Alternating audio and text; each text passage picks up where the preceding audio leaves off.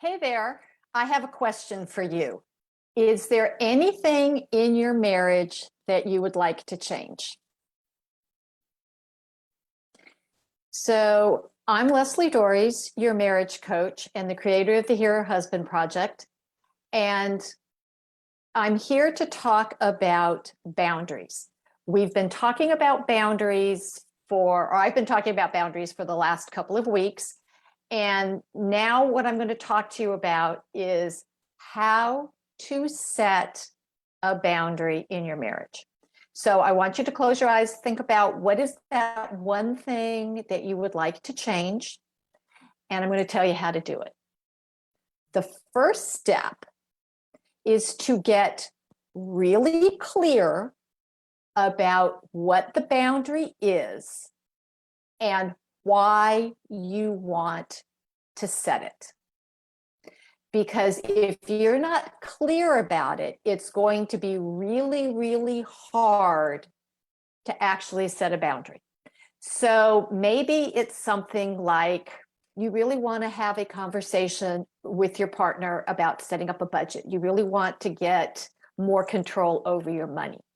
Or maybe you don't like the way your partner is talking to you when they're upset. So you want to set a boundary around not being yelled at, not being called names, not being, in my particular case, treated like an idiot. So there may be some very specific things that you want to change. It could be, again, something as simple as you don't want the baby sleeping in the same bed with you. Whatever it is, whatever the boundary is, whatever the thing is that you want to change, then you need to be clear about it, what it is, and why you want it changed. Okay, now that's step one. Step two is to have a plan for what you are going to say to your partner about this boundary. So, and you want to do it in a way that is kind and respectful. So the point of setting the boundary is you want your partner to acknowledge and agree to honor this boundary that you're setting. Now, by the way, they might not do that, but the way that you want to ask for the boundary, the way that you want to ask for this needs to be kind and respectful. Okay.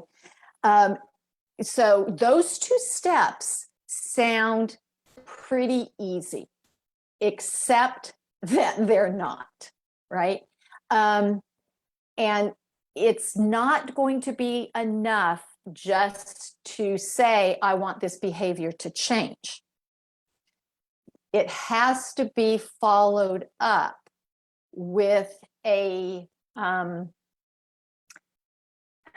consequence. And by the way, this isn't a threat. People get a little confused about, well, you're giving me an ultimatum or you're making a threat. No, I'm actually making a request. And the request is, it is not okay to call me names when you get upset.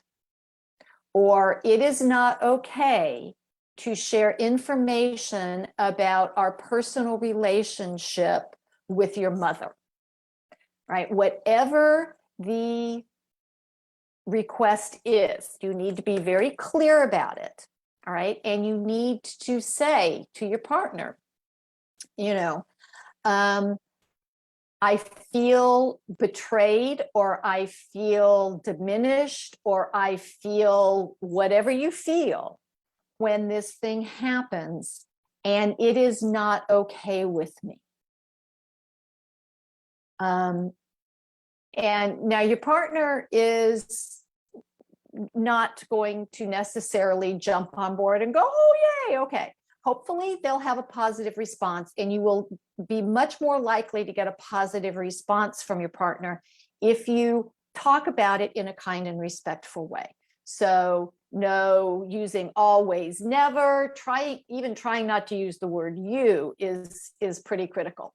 You don't necessarily, you're not here to start a fight. You're here to say, this is really not okay with me, and it's impacting how I feel about us.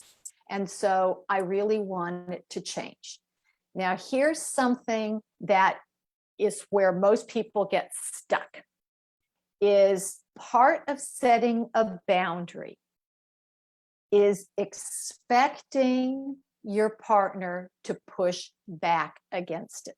They're going to offer reasons, justifications, explanations as to why what they're doing is okay. And you need to be prepared for that, right? It's not a good thing. It's not a bad thing. It's just a normal human thing, right? And this is why things have kept going for so long, is because your partner is able to successfully push back against you, right? So if something isn't happening that you want to have happen, sorry guys, it's because you're letting it happen, right? So the first 3 steps in setting a boundary is, first, get really clear about what the boundary is and why you want to set it. Have a plan or a script for how you are going to kindly and respectfully share that boundary with your partner.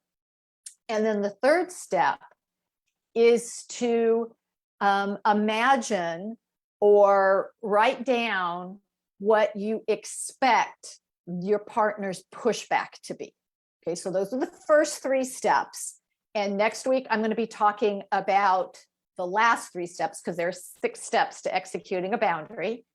And if you would like to know more about how to set a boundary in your marriage, then I invite you to get in touch with me. You can put a comment down below. You can direct message me, or you can send me an email at Lesli, Lesli, at foundationscoachingnc.com.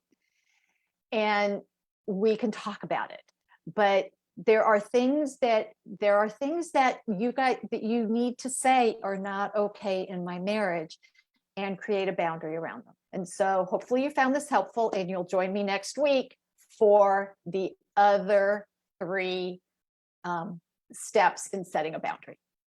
So until then,